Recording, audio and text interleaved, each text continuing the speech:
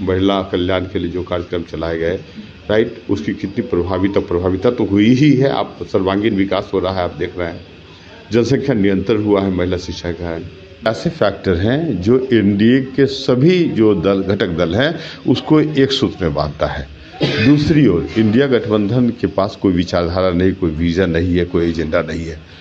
ये basically it is bunch of self centred inexperienced politicians, right. Banerjee का नेतृत्व दिया सकता है, नीतीश कुमार को भी दिया जा सकता है। नहीं, देखिए ना, एक्चुअली आप समझिए कि नीतीश वहाँ तो जैसे ये राहुल गांधी हैं, तो राहुल गांधी तो लगातार असफल साबित होते रहे हैं। आप समझिए कि जो व्यक्ति है ना, नोरमा ग्रुप, जो सोचता है वो करता है, आपके अपने सपनों का आशियाना। सर, तिरहुत विधान परिषद चुनाव में जदयू के कैंडिडेट की करारी हार, दलीय प्रत्याशियों ने खेला बिगाड़ दिया, क्या कहेंगे? देखिए, हम लोग तो लोकतांत्रिक प्रक्रिया में भाग लेने वाले व्यक्ति हैं और गहन आस्था रखने वाले संविधान प्रेमी। लोकतंत्र में जनादेश का सम्मान हम लोग करते हैं, ठीक। और किन परिस्थितियों में जदयू के प्रत्याशी काफ़ी अच्छे थे, हो सकता है कम्युनिकेशन में कोई प्रॉब्लम हुई होगी, कोई स्थानीय मुद्दे हुए होंगे, राइट। लेकिन ओवरऑल ये तो जांच का विषय है, हम उसकी समीक्षा करेंगे। लेकिन जो भी रिजल्ट आए हैं हम उसका सम्मान करते हैं, और जो जीते हैं उनको हम लोग कॉन्ग्रेचुलेसन देते हैं, बधाई देंगे। निश्चित जो भी जनता के जो भी प्रतिनिधि चुन के आए हैं, तो हम लोग निश्चित रूप से उनका सम्मान करते हैं। नहीं, पहले नंबर पर नहीं आए, जीत नहीं पाए, वो एक अलग बात है। देखिए, एक्चुअली तीसरे और भी नंबर पर भी नहीं, चौथे नंबर पर आपके कैंडिडेट आए हैं।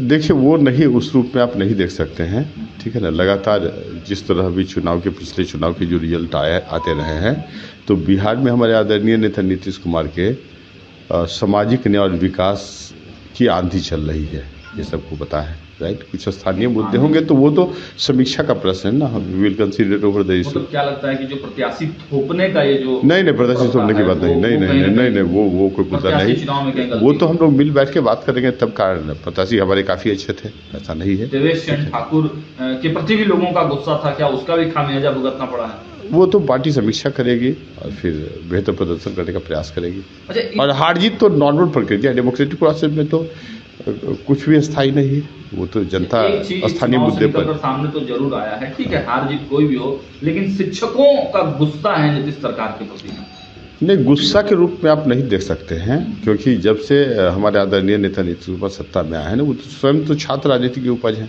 तो सरकार जो भी करती है वो छात्र या युवाओं के हित में करती है, राइट। तो गुस्सा किस बात का? और लगातार जितने अधिक संख्या में शिक्षकों की बहाली की गई, उन्हें सम्मान दिया गया, राज्यकर्मी का दर्जा दिया गया, तो गुस्से का कोई प्रश्न नहीं उठता है, ठीक है। चुनाव में कोई स्थानीय कोई फैक्टर हो सकते हैं, राइट, कोई कारक हो सकते हैं। पार्टी के उम्मीदवार दूसरे नंबर पर आए हैं।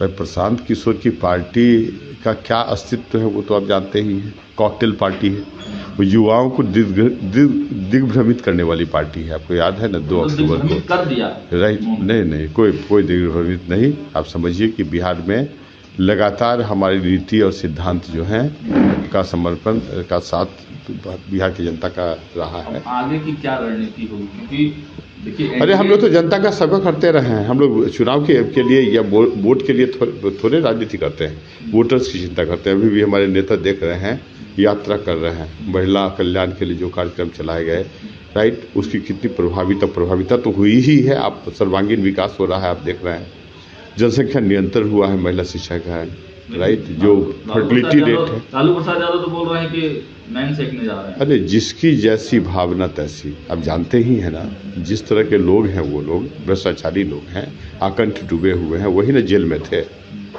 तो इस तरह के अनैतिक व्यक्तियों से अपनी नैतिकता का स्टेटमेंट की एक्सपेक्टेशन कैसे कर सकते हैं? बकवास है ये सब बात।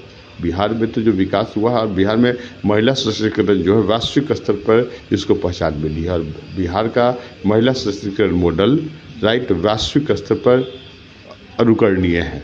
आपको जानते ही हैं कि जो कार्यक्रम हमारे नेता ने चलाया था महिला शिक्षा के लिए, या साइकिल योजना, यूएनओ उसकी सराहना की थी। और कुछ दिन पहले अफ्रीकन यूनियन के राष्ट्रों ने बिहार के साइकिल मॉडल को अडॉप्ट किया है। तो हम लोग तो ऑलरेडी सफल लोग हैं इस कंटेक्स्ट में, विकास के एक कंटेक्स्ट में। अंतिम सवाल यह है कि अब ममता बनर्जी को प्रोजेक्ट करने की बात लालू प्रसाद यादव ने कहा है कि इंडिया गठबंधन के नेता के रूप में, कैसे देखते हैं? देखिए है क्या, आप देखिए what is the basic difference between NDA and that of India alliance, right? Cementing material NDA गठबंधन का जो है development, social justice, unity and integrity of the country, right? ये एक ऐसे फैक्टर हैं जो एनडीए के सभी जो दल, घटक दल हैं, उसको एक सूत्र में बांधता है। दूसरी ओर इंडिया गठबंधन के पास कोई विचारधारा नहीं, कोई विजन नहीं है, कोई एजेंडा नहीं है। ये basically it is bunch of self centred inexperienced politicians, right? Banerjee का नेतृत्व दिया सकता है तो नीतीश कुमार को भी दिया जा सकता है। नहीं, देखिए ना, एक्चुअली आप समझिए कि नीतीश वहाँ तो जैसे ये राहुल गांधी हैं, तो राहुल गांधी तो लगातार असफल साबित होते रहे हैं। आप समझिए कि जो व्यक्ति है ना स्टोव कोयले से जलाने की जिसका विजन ये हो कि स्टोव कोयले से जलाया जाए और आलू का फैक्ट्री खोला जाए, और वह व्यक्ति जो अंतर्राष्ट्रीय मंच पर जाकर, विदेश में जाकर भारत के छवि को धूमिल करने का प्रयास करे, राइट? तो उसको यदि किसी भी दल के नेतृत्व की क्षमता हो सकती है क्या? अभी ही आप देखे हैं ना जॉर्ज सोरोस और ये जो कौन सेट्टी है, सलील सेट्टी जैसे राष्ट्रद्रोही व्यक्तियों से साठगांठ इस व्यक्ति को है।